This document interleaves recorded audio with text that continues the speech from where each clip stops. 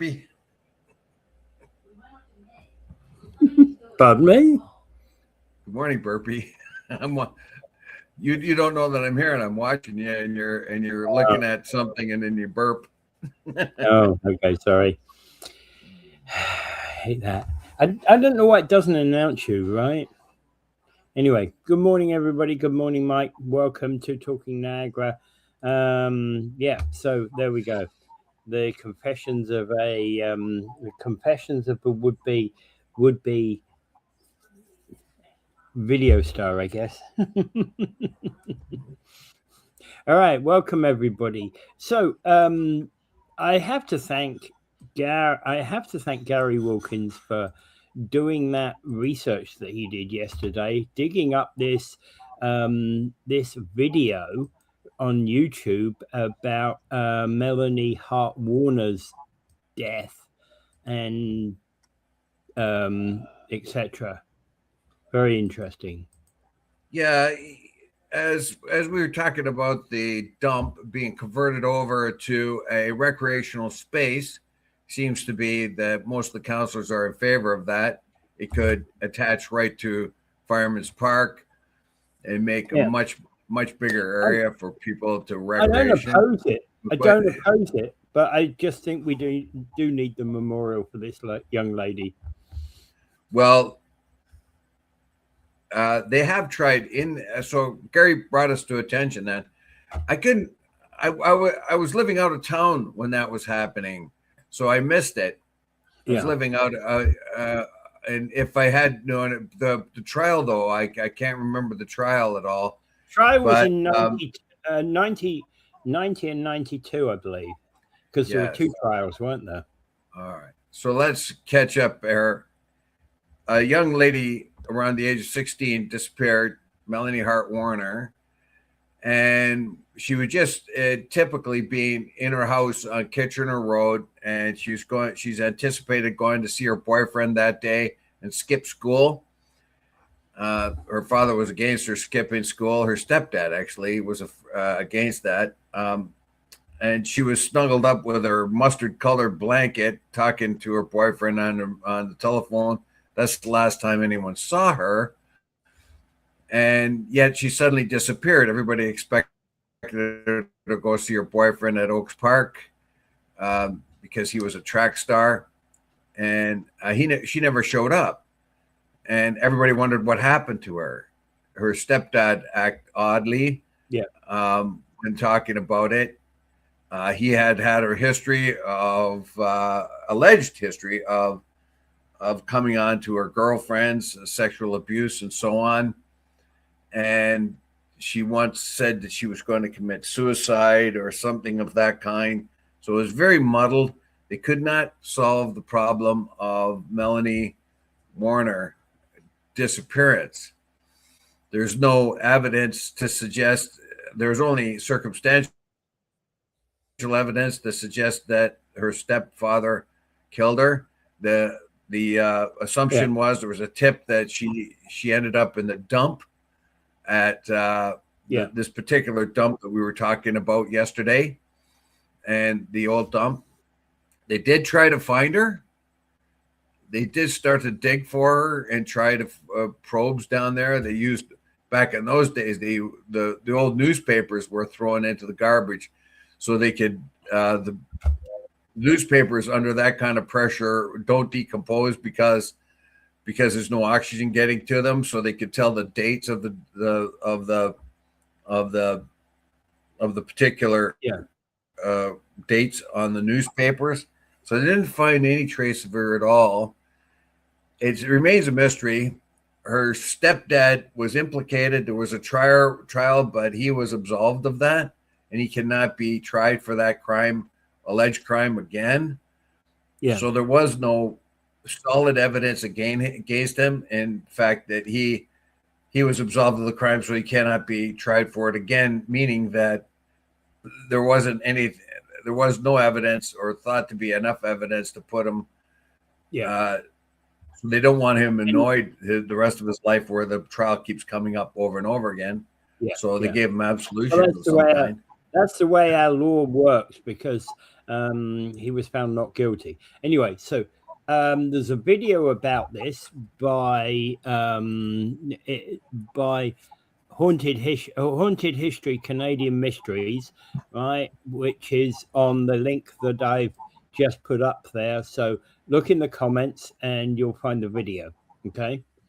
And thank you, Gary, for finding the video. I think it's well worth having a look, everybody. And, you know, and I'm not suggesting we name the park after her. I do suggest that we put a memorial up there for her, because it likely is her resting place, but we can't know for sure.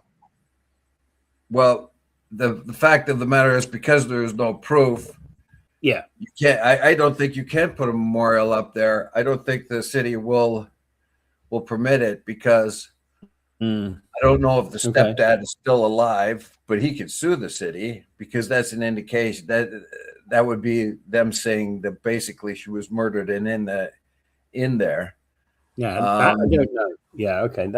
So nobody knows for sure if she's in there or not. Nobody's even sure that she was murdered, and it could be. And I think she could have been abducted on her way to school. Who knows? But the things that don't make sense is the fact that she left behind all the things she normally takes with her. Gary's going to look into this further, right? Okay, thanks, Gary. Yeah, well, you see, I've seen many of these crime documentaries, and normally when people have left things like the coat exactly where they were, where the bed is unmade, etc., there's typically murder afoot. Now, we got no proof that it was the father, and that's part of the problem. Could have been a neighbor. Yeah. Could have been any kind of thing, anything there.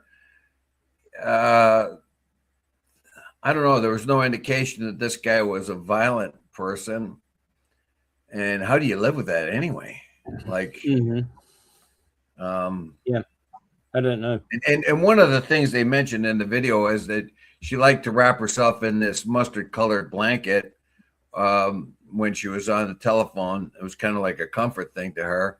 That was missing when she was missing. And what her stepdad said was that his son burned a hole in it by accident and then hid the blanket so that he wouldn't get in trouble for burning it. Well, that's easily substantiated. You could ask the kid, right? Yeah. You could ask the kid, where did you put the blanket? And you could easily tell whether or not he was lying about it or not, So I don't know. I don't get that part of it, but no, neither do I. Yeah, it doesn't look good. Doesn't look good at all. It doesn't look good at all. But again, whether he can be tried, I know he can't be tried again because of the circumstances, but it doesn't take away the possibility that she could have been murdered. I think she was murdered. Yeah. It's just a matter of who did it.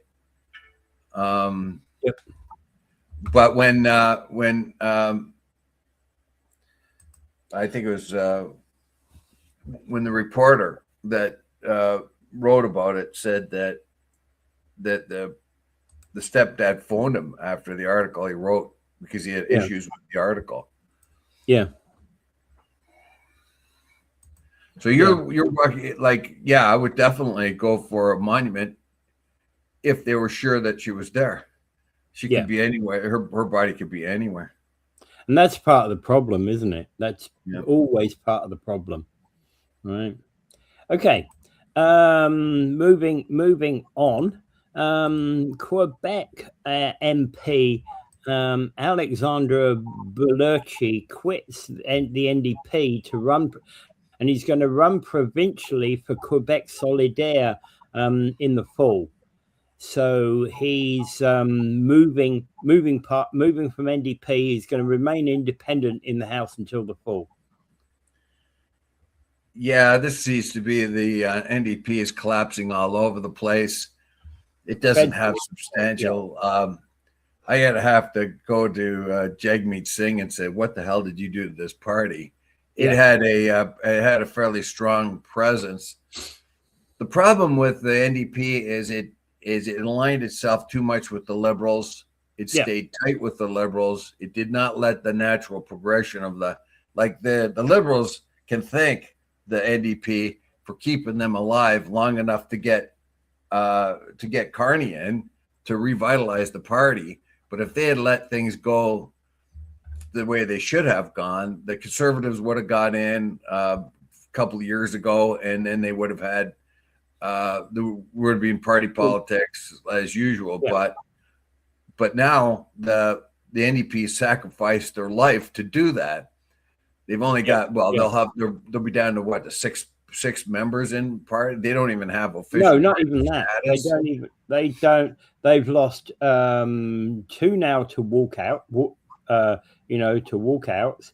I think they were on 5 when they started this, or 7. No, 7. I think they were 7. I'm not sure now. 7. They're now down to 5. Yes, because they are now a party that's completely like non and fallen out of all, fallen out of all, creation almost, hasn't it? But I suspect the NDP will be back. What they stand for, their values at a federal level, is still supported by certain people. That doesn't go away. Well, what doesn't work here is this guy's crossed the floor. Boulerice, I don't know how you pronounce his name, but Boulerice. He's gone over to an independence party, a sovereigntist party. In other words, he's turned his back on Canadian federalism. The NDP stands for a federal party endorsing federal values of Canada, a united Canada. So since 2011, he is a sheep in. He's been a sovereigntist in federalist clothing, basically, in NDP clothing. So he's gone along with the NDP, and now he's going to go for a provincially run Solidarity Party that wants to become a sovereign state. I think as the days go by, day by day, it's more and more impractical for Quebec to become a sovereign party. They're better off to stay the autonomous nation that they're supposed to be within Canada, because of economy and all the other things. I don't think they would survive too well as an independent country. But aside from that altogether, the Quebec is a unique province in Canada. It survived because of the British North America Act, permitted it to survive. When we look back, we think, why did the British let them do that? It's caused a problem ever since. And I think they did it just so they wouldn't have a hassle and rebellions and all that sort of thing that the British were pretty good at avoiding for most of their time as an empire. In any case, back then, Quebec was just a big land of snow and ice. It didn't really mean much to them, and they had a nice little deal where they could kick the French out of North America, and then they got themselves kicked out by their colonists. Yeah, well, so, but in any case, as far as that goes, here he is. He's crossed. He's going to jump out. He's going to become an independent. And one of the reasons why he says he's going to become independent is because the NDP has no political status anyway. Every one of the NDP members are practically an independent anyway because they have no party status. The interesting thing is about Canadian politics, of course, is that there's no assumption that just because you're in the NDP at a federal level, that you're in the NDP at the provincial level as well, right? there's you have the right to choose at a provincial level and a federal level. Well, this is kind of nuts because he has become an NDP leader since 2011, and the NDP endorses the federal makeup of a unified Canada. Yeah. Now he's doing a jump ship to a provincial who wants to separate from Canada. Yeah. That doesn't work for me. Mm-hmm. Yeah. That does not work for me. me.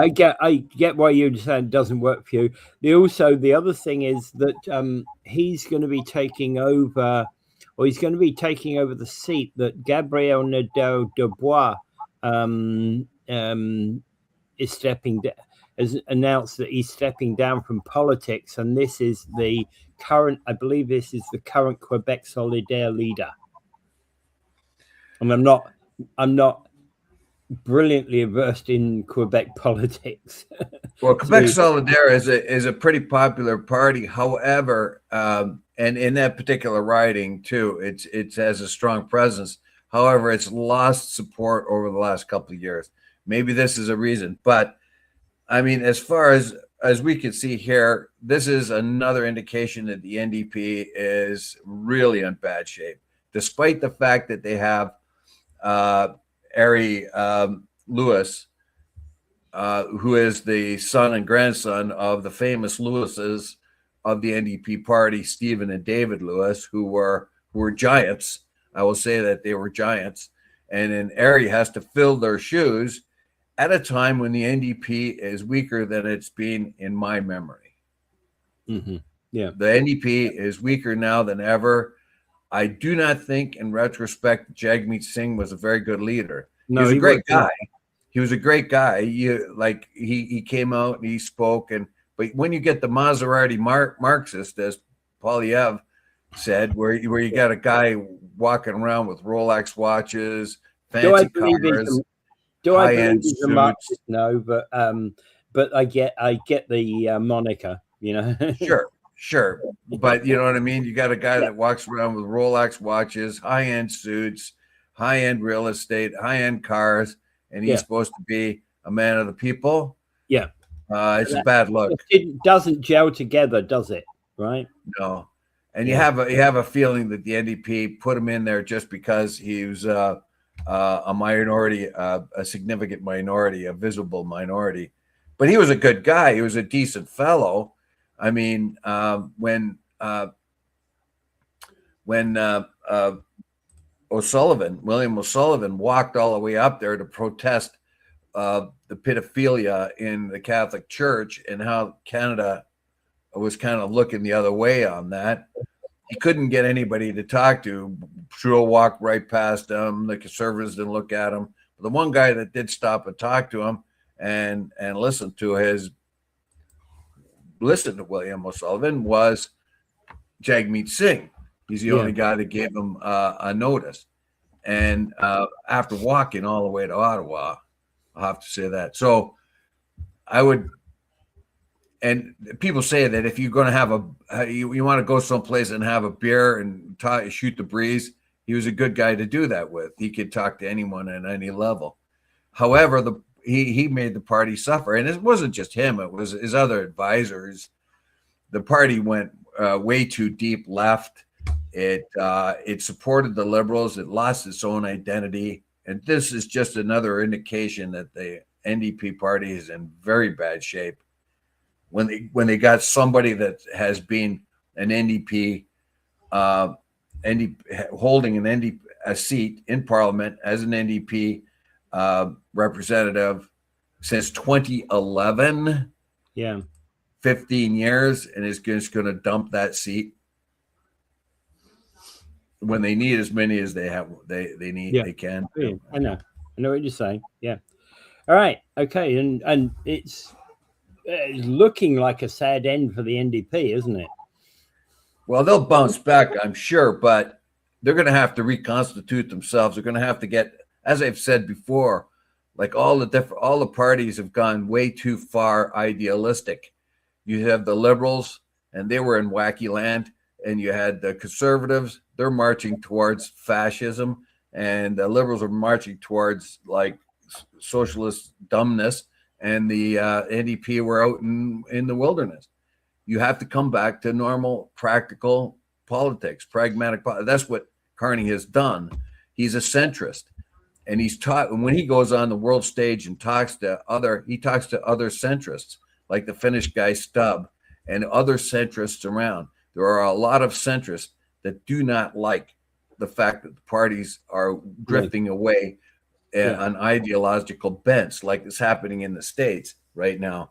That what they want to do is get down to practical brass tacks. Number one, make money for the government. Number two, spend it responsibly. Number three, have a vision for the future, an economic vision of the future.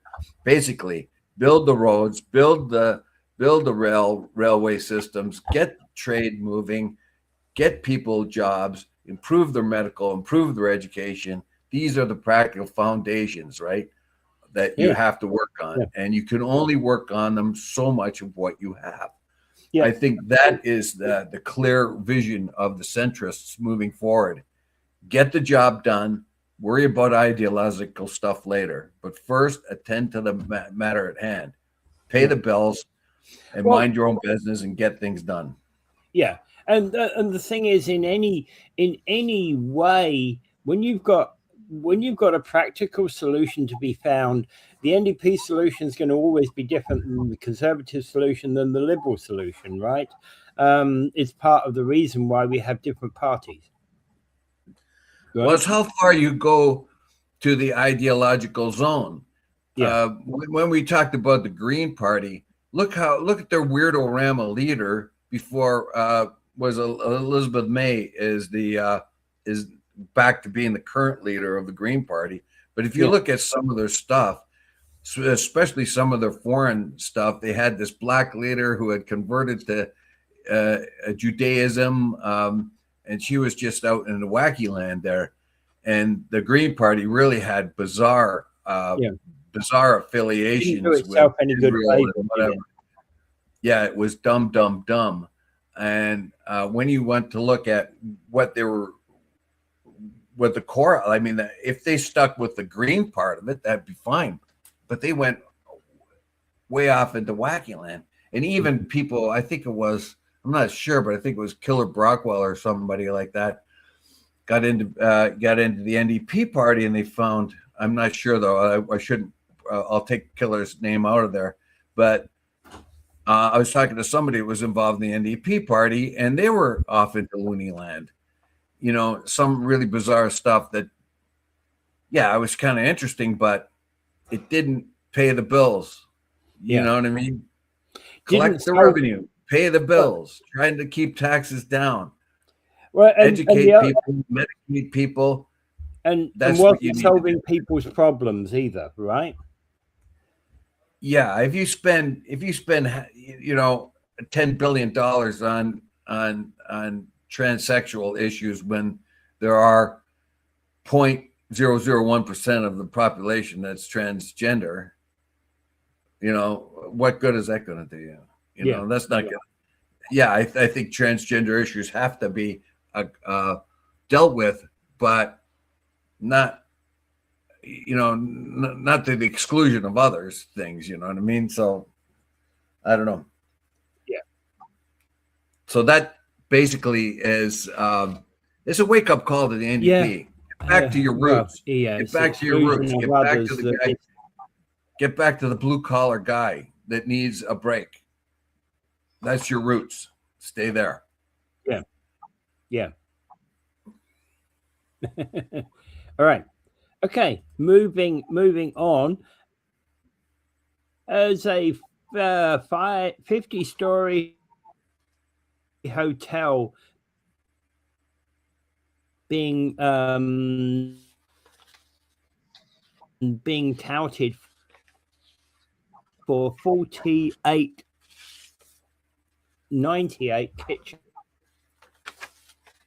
Kitchener Street, where there's currently a church, and they're looking to de-story. Dave? Yeah, you're going in and out, so you're breaking up as you're speaking.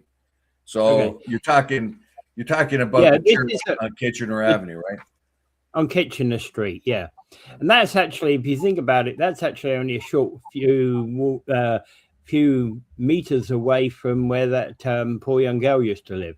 Yes, I was about to mention that too. It seems to be ironic that we're talking about Kitchener Street, and Melanie Hart Warner disappeared from Kitchener Street, 5001 Kitchener Street to be exact. I think it was that. Yeah. Anyway, and this is at 49. This is at 4898. So probably only like, let's throw away 20, 30 meters away.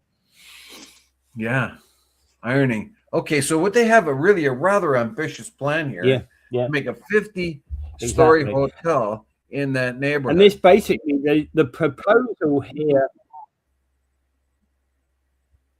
Yeah. Well, I'm not so sure this is the best idea. What I'm seeing, it's looking as if it's using some of the church. What it's doing, you're breaking up. You're in and out.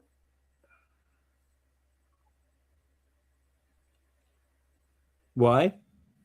You're breaking up.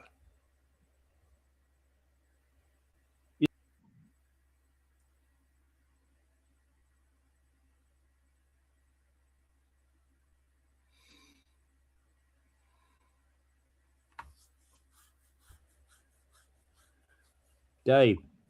Yep. Yeah. You were saying it's not such a good idea because. Yes, because of where it is. What they plan to do is preserve the old 108-year-old church. Is an extraordinarily fine piece of religious architecture. Lori Lococo's gone in there and said how lovely it is. It is at one time it used to be back in the day when they had churches, people used to go to churches. That was a real standout church, particularly for a Protestant church, because Protestant churches are, for the most part, are more subdued than Catholic churches. So this is a really nice church, rather ornate, but you can't put the wrecking ball to it because it is a heritage, right? What they want to do is preserve the old part of the church. There's a part of the church from 1954 that was built that is not heritage protected. So they can knock down that part, and they can put up a 50-story church or a hotel with studios in it, and the vision of the creator of this particular hotel is going to call it the Music Church or something, or the Music Hotel or something like that. And it was devoted to music. I don't know if I'm being broadcast or not.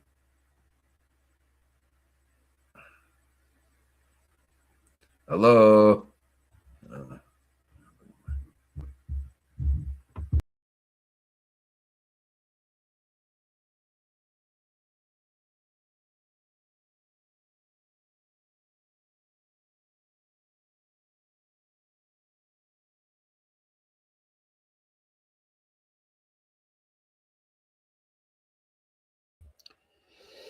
Okay.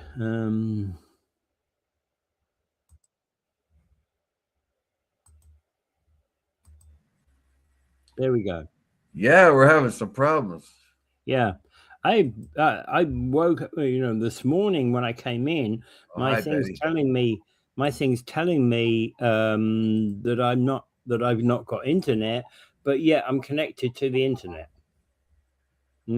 I'm looking at Google,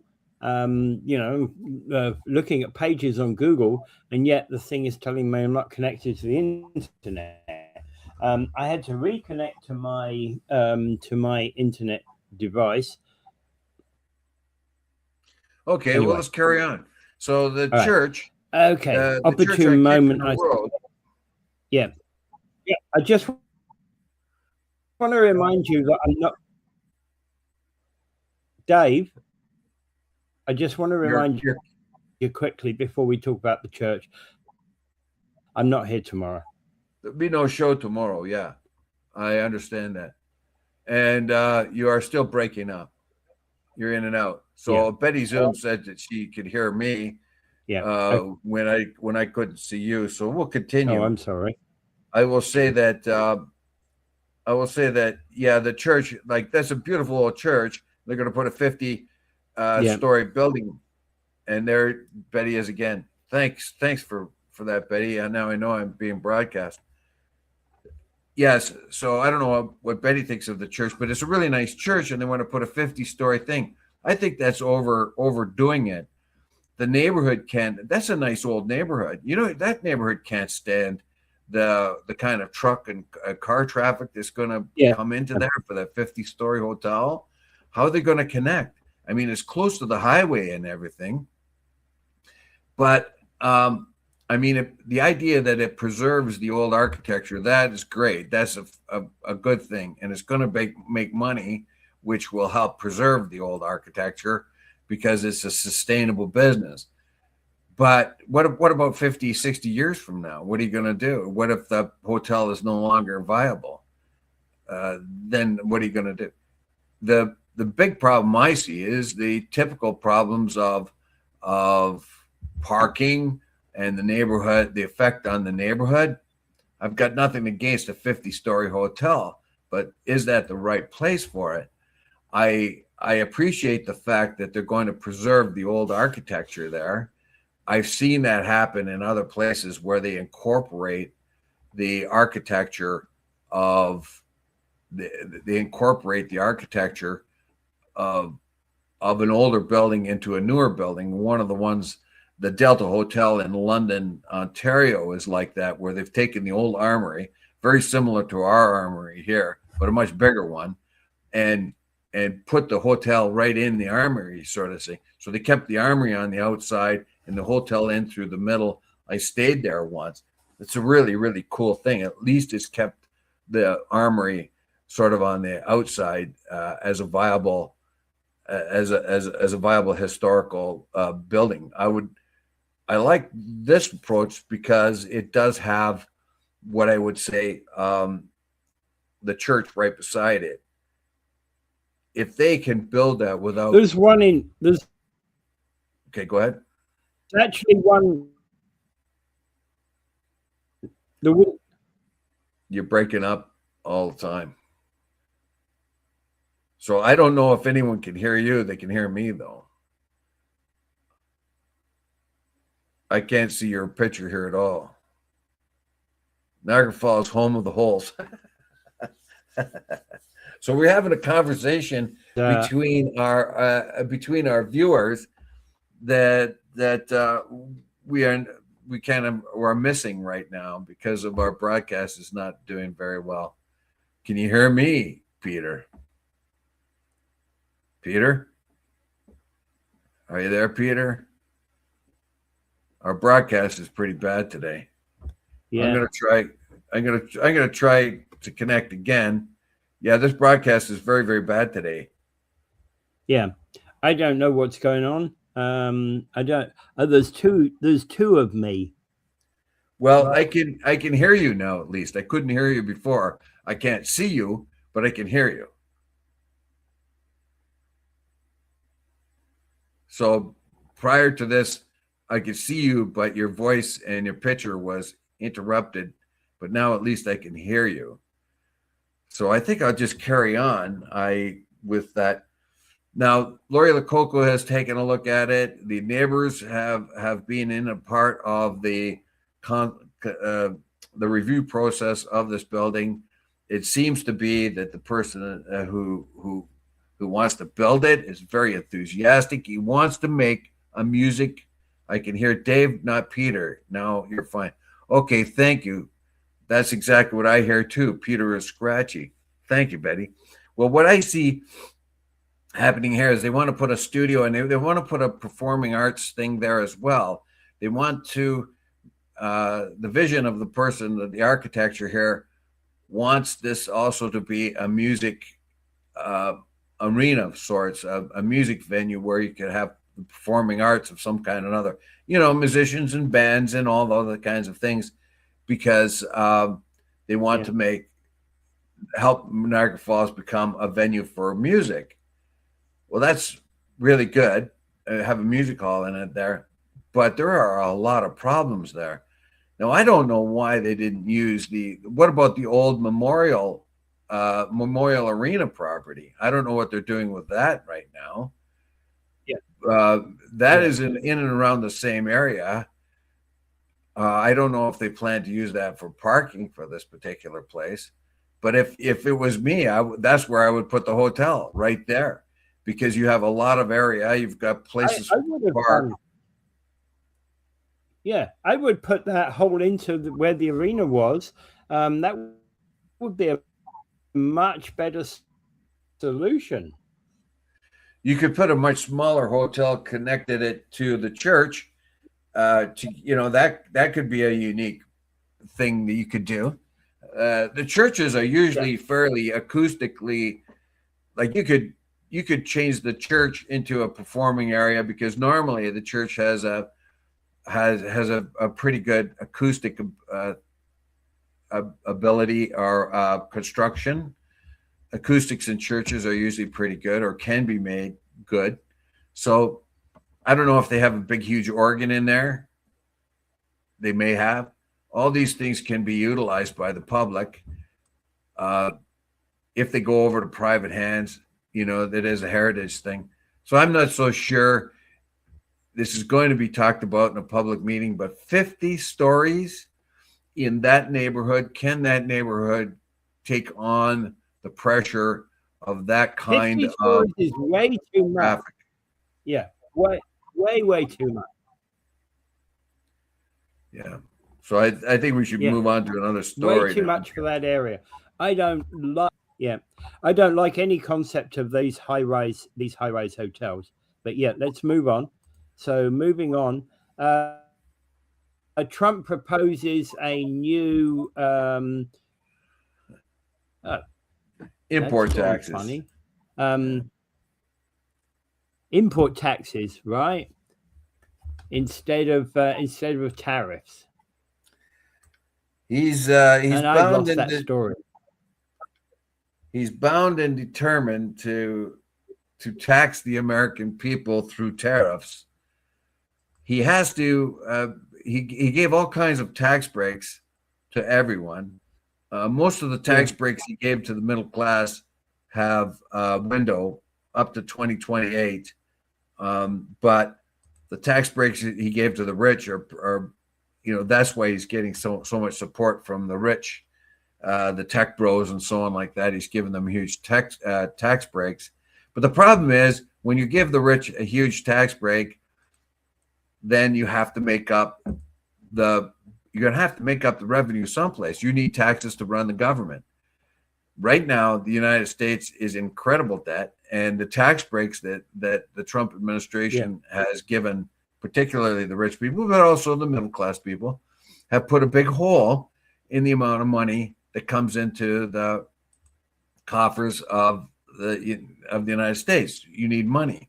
So to make up for the tax breaks he's given everybody, he's going to tax people through tariffs. The problem with that is if you're taxing people through tariffs, the poor person is hit as hard as the rich person. So if you're taxing coffee, let's say from Brazil, you're putting a tariff on coffee from Brazil, and so the poor person buys coffee and now has to pay $12 for what they used to pay $10 for. The rich person, that doesn't make any difference at all, but that does make a difference to the poor person or the average person. Gasoline prices, as we saw, well, that's part of the war going on. But bananas, when you say that bananas are when you want to put a tariff on bananas, then you put a tariff on. If the bananas are $1 now and you put a tariff on them, now they're $1.25.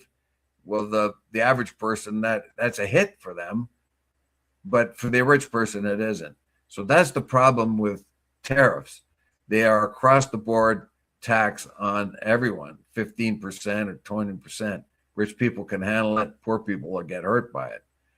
The other kind of taxes the income taxes are graduated or should be graduated, where a rich person pays 50% and a poor person pays 30%. The average plumber pays 30% of his income on taxes, but the average rich person pays about 6 or 8%.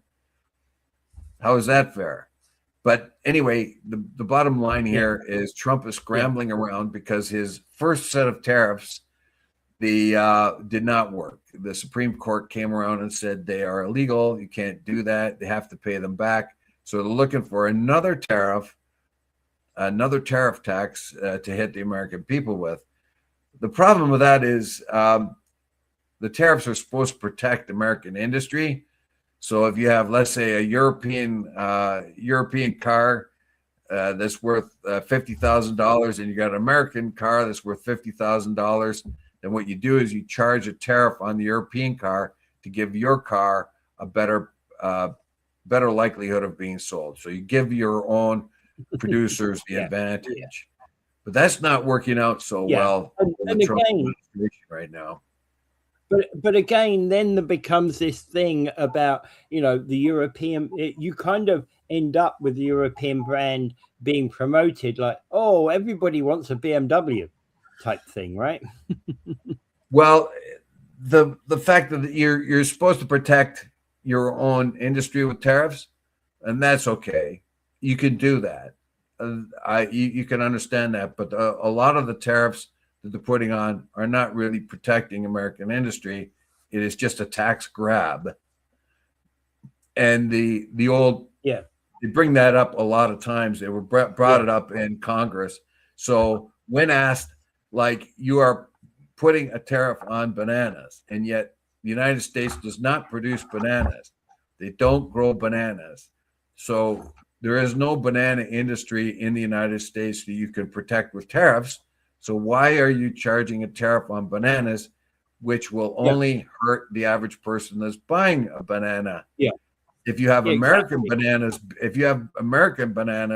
and it costs you 50 cents more a bunch to produce in the United States, then you put the tariff on bananas coming from outside of the United States to make sure that your bananas are in a fair marketplace. But that's not what's happening here. Trump because there's no bananas grown in the United States. So tariffs to are my not knowledge, doing what they're supposed to be doing. And of course, to my knowledge, there's no bananas grown in the US. Well, that's the whole point. That's why they use bananas and coffee too. They put a huge tariff on coffee coming from Brazil.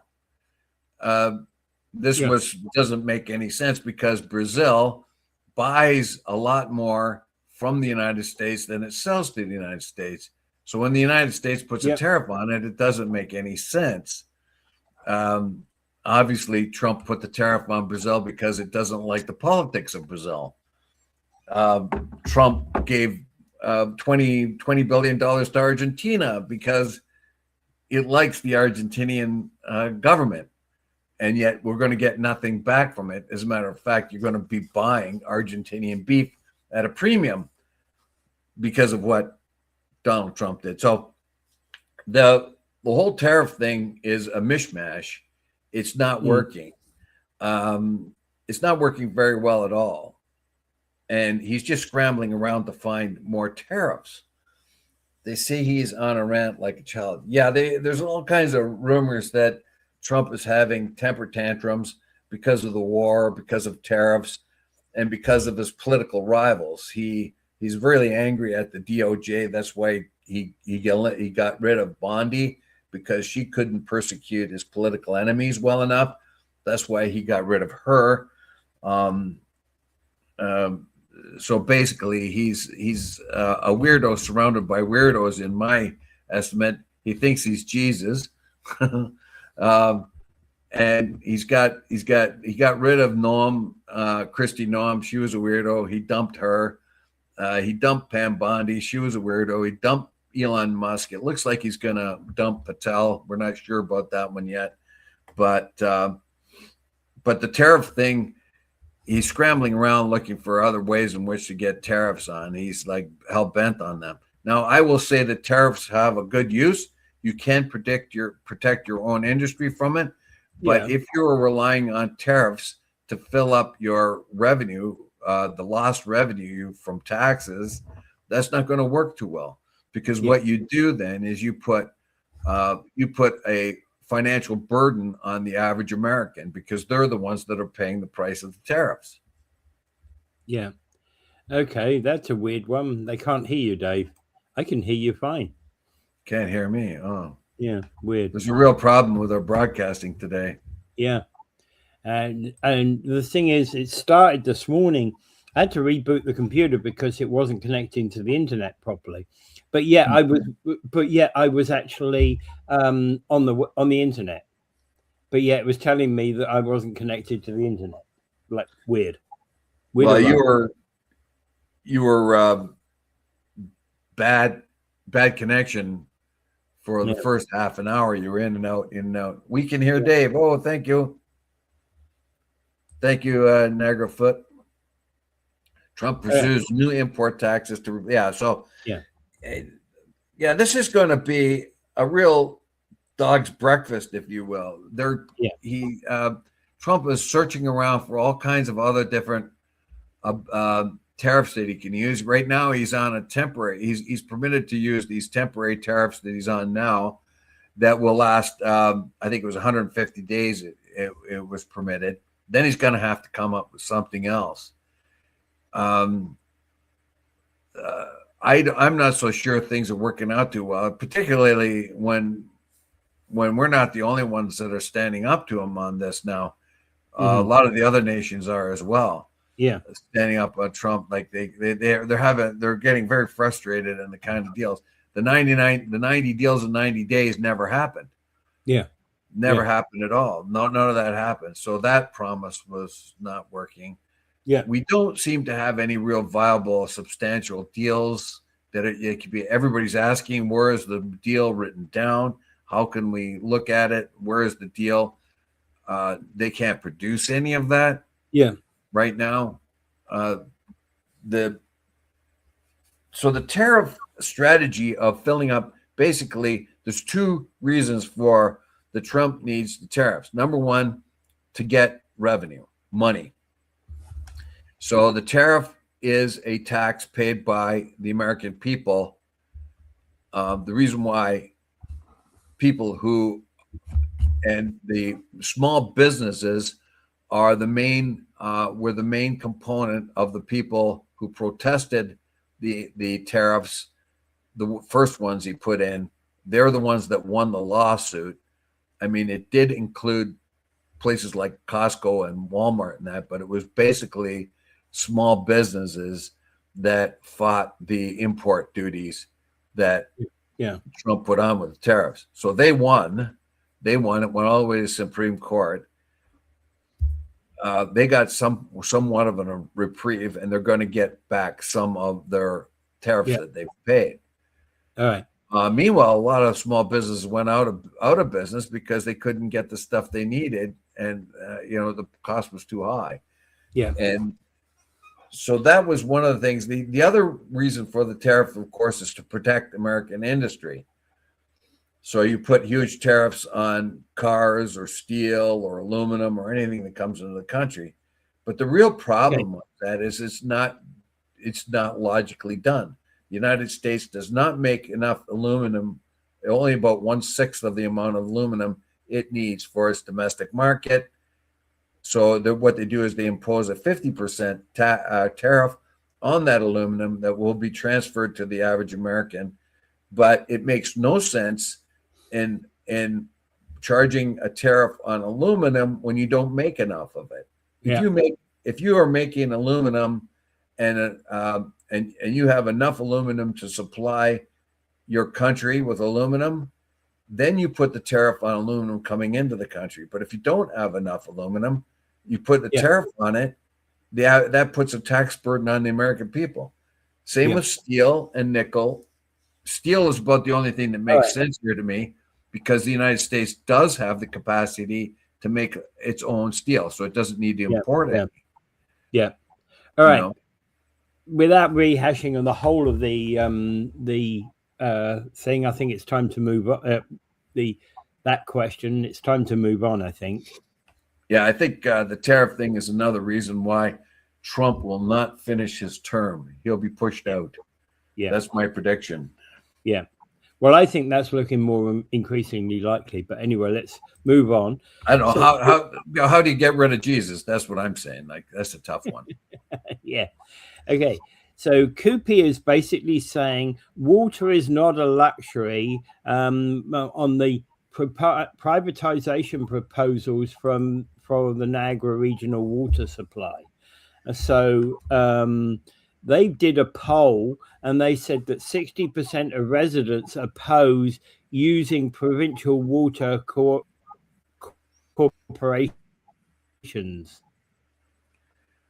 This is something we have to keep a real sharp eyeball on. Dougie is a very tricky dude, very, very tricky. And of course, he wants to go off the privatization anywhere he can. Remember, he's not really good with his promises either. That Greenbelt thing, he got stuck with the Greenbelt thing twice. The Greenbelt, pardon me. He got caught lying about that twice, and he couldn't go ahead with it. So he's not exactly the most truthful of guys, and so you got to watch him. He's tricky. So the Canadian Union of Public Employees say the changes buried in the omnibus legislation allow for privatization of water. Basically, what they're warning here is that Dougie wants to come in and privatize water and sewage, hand it over to private enterprise. I don't think that's such a good idea, but I'm willing to hear him out and why they think that's a better idea. The problem here is he snuck it in. He's trying to sneak it in, and the Canadian Union of Public Employees want you to know that this should be a local matter, a regional matter, and we should be the ones that govern our own water and wastewater. And to turn the infrastructure over to a private outfit might not be the best use of Canadian taxpayer money. Yeah. So 61% of those polled agreed that the water and wastewater services should be kept in-house. 17% said the local officials should accept the new provincial law if the Ford government tries to enact it, and 21% said they weren't sure. I'm of the weren't sure. I have my instinct tells me I don't like this because it seems to be something that Doug will do to help his buddies that supported him. He is a conservative, so what he wants to do is get away from public and go to more private. If that is a better system, I'm happy to hear about it and why it might be better. But QP makes a strong argument that this is not a good idea to privatize water and wastewater. The elected officials, and then it says here, Lang, the spokesman, said the Bill 100, the Better Regional Governments Act, tabled on April 2nd, working its way through the legislature, will enable provincial governments to appoint regional chairs with the power to override local elected officials. When you connect the dots, the direction is clear. They want to turn water into for-profit business and concentrate power in the hands of unelected regional chairs, Lang said. So these are very good points, very, very good points that we, the average person in Niagara, have to look on. This can be very weighty. Like very rarely in regional politics do we get something that could be this serious.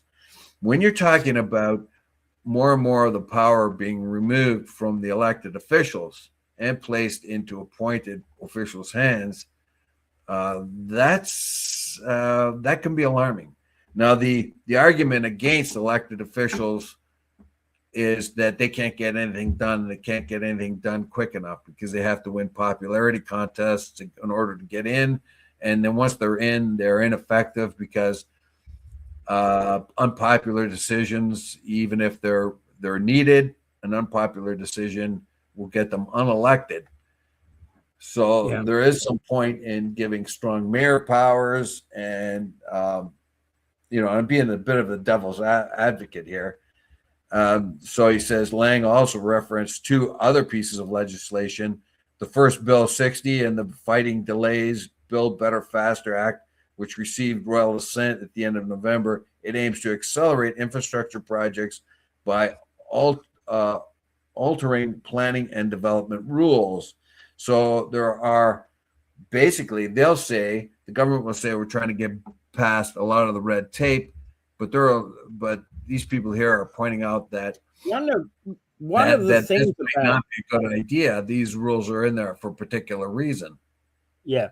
And one of the problems, of course, with something like omnibus bills is omnibus bills tend to, especially by a majority government, tend to end up being kind of, oh, let's going to change the whole fabric of Ontario through this omnibus bill. The trouble is that, politically, they're a nightmare.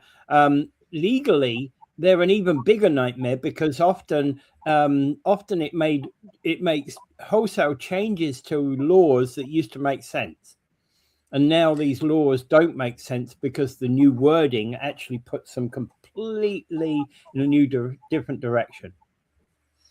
So this kind of sums it up. Even with amendments, the law will allow the creation of public service corporations, which must be registered under the Ontario Business Corporations Act, which governs private for-profit corporations to provide water and wastewater services. When you're looking for profits, you're going to find corners cut. If you have regional employees working on your water and wastewater, they have rules, and they're making.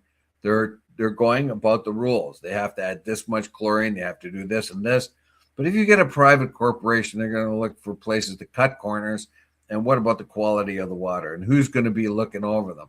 Particularly when the government, like Ontario, is trying to cut regulations. So you have, then you're going to get a situation like you did here and there throughout where water is being contaminated or it's not being completely cleaned. So unfortunately, when somebody's looking for profits, they'll try to get away with anything. Like, that's just the way capitalism works. There is a place for capitalism and there's a place not for capitalism. And I would say that you're not looking for profits when you're cleaning your water.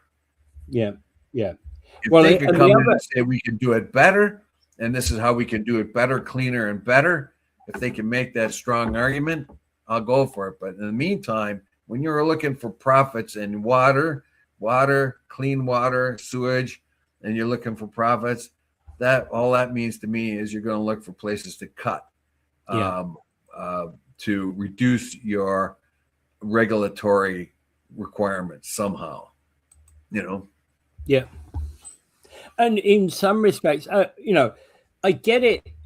CUPE is, as a public authority union, is trying to protect its workers who potentially can lose out on this. But there are some things that private industry can do more effectively than public industry. However, is water one of them? I'm not entirely sure. Not convinced. So basically it says the poison pill at the heart of Bill 98, the same one that was in the Bill 60.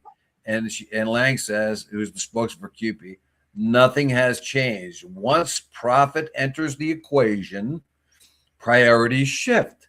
That's what I just said, right? And that's what I'm worried about. The focus moves from public service to shareholder returns, and that puts a world-class, publicly owned, publicly delivered, and private and publicly accountable water system at risk. Let's be clear, water's not a luxury, it's not a commodity, it's a public responsibility. Well said. So he is echoing my own particular concerns. I understand. Well, I am what he concerns. is. Yeah, What? I understand your concerns. But you see, if you're going to add private stuff, if you're going to add it private, if you're going to privatize it, sorry, then what you need to be able to do is to ensure that guarantee there are standards, and part of those standards is price. But yeah, but I mean, who's going to be watching? That means regulation, and they're trying to get away from regulatory things, which means regulatory. It means you're going to have inspectors, and they're not going to, you cannot rely on a company's own people to inspect them, because they're searching for profits. Yep. And well, so basically, anyway, before we leave, and we're not going to have a show tomorrow, as you pointed out, but I'm going to bring up Gaza like I do every day. It's a nightmare. It continues to be a nightmare there. The United States has not been able to. I mean, we can understand Trump failing at the peace deal in Ukraine. He's going to do that within a day. It's been well over a year, and he hasn't touched it. But the one that's more important to me right now, the one that he really does have control over, is Gaza. But because the AIPAC and the Jewish lobby has so much control over him, he's not being able to move well enough on the Gaza thing. Mm-hmm. Remember, the people of Gaza are now forced into an area that's half the size of the Gaza used to be. And basically what Israel wants to do is just completely flatten the area, make it unlivable, and force the people out of there. That's their main goal. They want to make it impossible to live there, and they're doing the same thing for the Muslim and Christian Palestinians in the West Bank. They're making it impossible for them to live there. It is not a good regime. It's an apartheid regime. The Europeans are finally waking up to this. Even the far-right Hungarian leader, Magyar, that just won the Hungarian election, and he said, even though he's far to the right, he's saying if Netanyahu lands here, we're going to arrest him. Mm-hmm. Europe is getting fed up. The United States is way too weak with Israel, and they got to wake up. They got to wake up. Part of the bad reputation of the United States right now is based on the fact that they act as if they are the client state of Israel instead of the other way around. Nothing wrong with Israel. Nothing wrong with Israeli people. But there is something really wrong with their government. Yeah. All right. And Dave? Pray for peace, everyone. Without further ado, I bid you adieu. Thank you.